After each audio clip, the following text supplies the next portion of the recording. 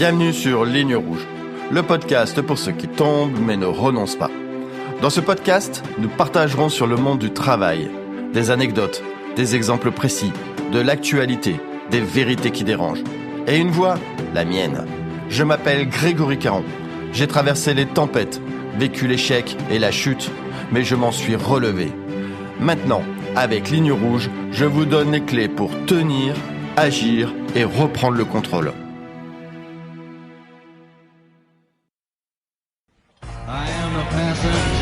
Je travaille pour une boîte qui me loue à des lâches qui n'ont pas le courage de licencier leurs propres employés. Et ça se comprend.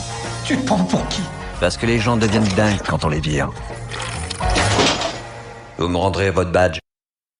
Il y a un rendez-vous que tout le monde redoute, l'entretien de licenciement. Un moment où tout se mélange, peur, colère, honte, sidération.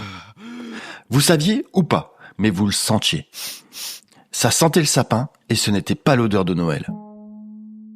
C'est un moment où l'entreprise joue une partition et vous jouez sans instrument, car personne ne vous a expliqué comment ça se passe. Alors dans cet épisode 6, je vais tout vous raconter en détail. Côté salarié et côté employeur. La mécanique, les mots, les silences, les techniques, les signaux avant-coureurs, la convocation, l'entretien, les jours qui suivent. Savoir ne rendra pas la claque moins violente, mais au moins vous ne subirez pas et vous serez acteur. Première partie, l'annonce. Il peut y avoir des signes avant-coureurs qui ne trompent pas. Votre manager qui vous évite, plus de pause café, plus de blagues, le regard qui fuit, il ne répond plus à vos mails, à vos SMS ou vos appels. Avant, il vous demandait votre week-end. Maintenant, il traverse le couloir en regardant son téléphone comme si Elon Musk venait de le call. Et spoiler, Elon Musk n'a pas de call. En fait, il sait. Il a peut-être décidé. Vous le sentez. Les collègues sont bizarres, gênés, silencieux. Certains vous évitent. L'ambiance autour de vous a changé. Vous êtes déjà isolé. Le silence radio sur vos projets. On ne vous invite plus aux réunions stratégiques. Vous n'êtes plus dans les boucles des mails importants. Vous êtes déjà sorti. Vous ne le savez juste pas encore. Dans ce moment, faites confiance à votre instinct. Si vous vous posez des questions, c'est qu'il se passe quelque chose. Ne vous mentez pas. Et puis arrive l'annonce, informelle. Un mail arrive, sobre, froid, sans contexte. Entretien RH. Parfois, c'est beaucoup plus brutal. On vient vous chercher soudainement dans votre bureau car on doit vous voir. C'est sec et spontané. Vous suivez, vous arrivez dans une salle. Il y a déjà quelqu'un de la RH, le gardien de la procédure légale. Vous êtes dans une situation d'inconfort immédiat. L'urgence est factice, mais l'effet est réel. C'est la panique. Je ne dirais pas que c'est voulu, mais l'effet de sidération impacte votre capacité à garder la maîtrise. Alors, que se passe-t-il pendant cette annonce ? Selon les situations, le rapport de force peut être de votre côté. Peut-être que rien ne vous est reproché, juste une réorganisation, un manque de fit. Dans ce cas, une alternative est possible. Rupture conventionnelle ou accord transactionnel. L'entreprise a intérêt à négocier, vous aussi. Mais attention, le licenciement peut aussi être une menace pour vous forcer à signer au rabais. Tout dépend du contexte, de la moralité de vos interlocuteurs et du climat de l'entreprise. Dans tous les cas, laissez vos interlocuteurs mener la barque. Ne dites rien et écoutez. Vous devez comprendre la nature de la décision. Évidemment, n'avouez rien et restez calme. Si on vous demande de signer, refusez. Demandez toujours un délai de réflexion.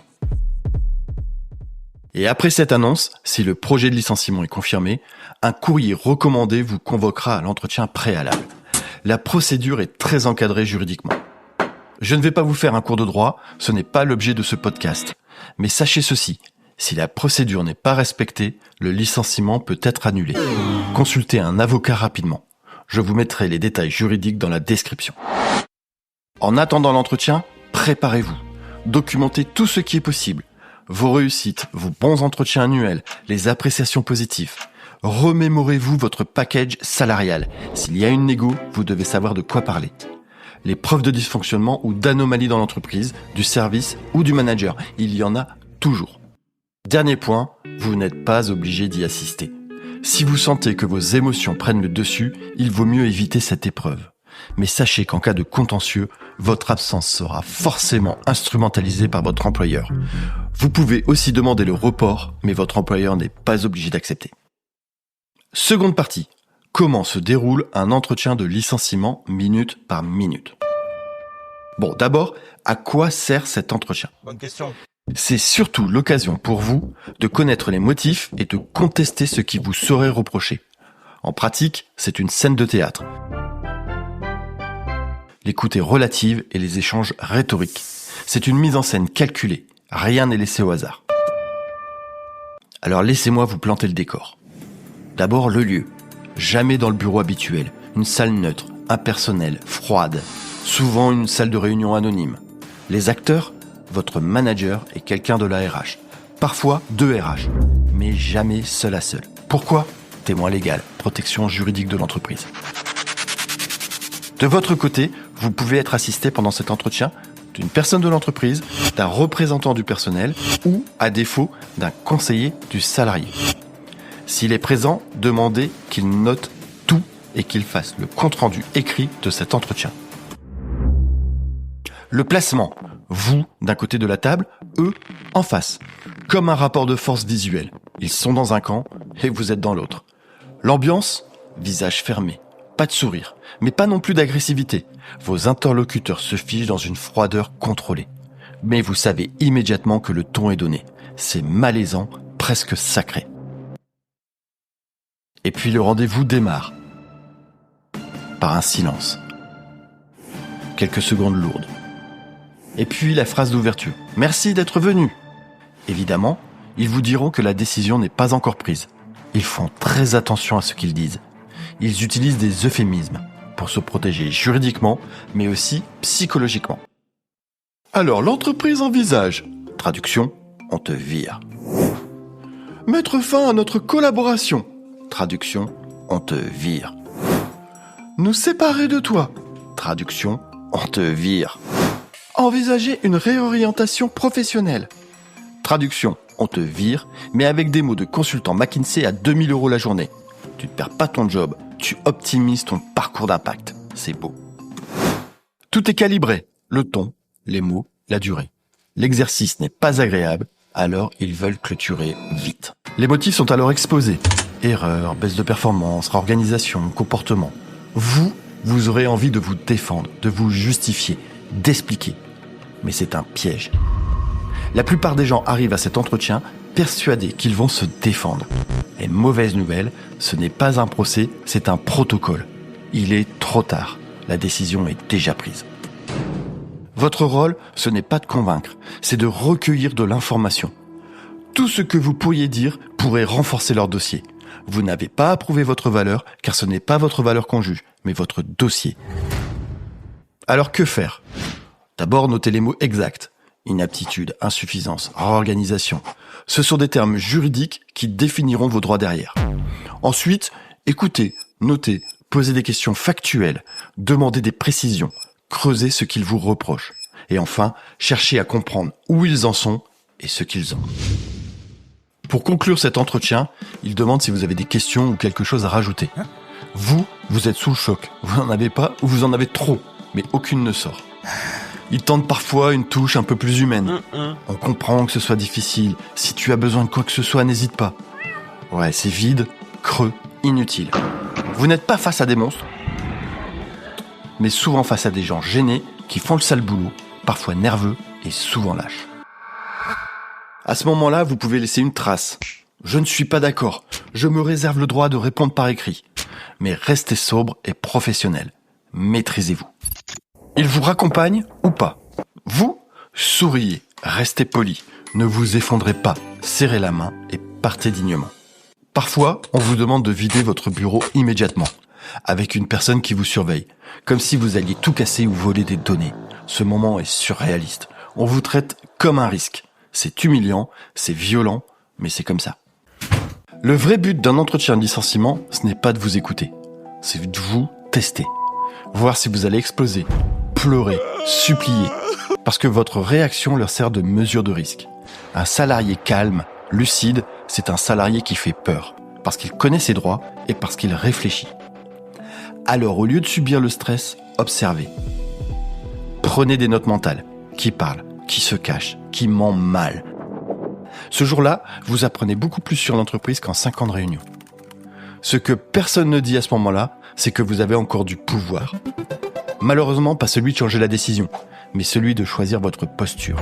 Ne réagissez pas au quart de tour, notez tout et gardez votre dignité. Et bien évidemment, quoi qu'ils fassent ou vous disent, ne signez rien ce jour-là. Troisième partie, les 48 heures qui suivent l'entretien. Vous sortez, c'est fait. Vous avez survécu, félicitations. Maintenant, place aux 48 heures les plus importantes. Celles où vous allez soit vous relever intelligemment, soit tout foutre en l'air sur LinkedIn. Moi, je vous conseille quand même l'option A. La tentation est grande de poster un pavé vengeur avec les hashtags balance ton corporate ou hashtag injustice. Mais résistez. Votre future recruteuse Sarah de Talent & Co n'est pas prête pour votre drame en 12 parties. Gardez ça pour votre thérapie. Bon, d'abord, c'est le choc immédiat. Sortir de la salle dans un brouillard, croiser des collègues qui ne savent pas ou qui savent. L'envie de fuir, de pleurer, de crier. Le cerveau qui tourne en boucle. Pourquoi ? Rentrez chez vous. Ne restez pas au bureau. Ne cherchez pas à finir votre journée normalement. Ce n'est pas possible et ce n'est pas nécessaire. Les premiers réflexes. 1. Appelez quelqu'un de confiance. Pas votre ex-collègue, il a peur pour lui. Un proche, de la famille, un ami, mais hors travail. 2. Notez tout ce qui s'est dit. Pendant que c'est encore frais. Qui était là, qui a dit quoi, dans quel ordre, les mots exacts utilisés.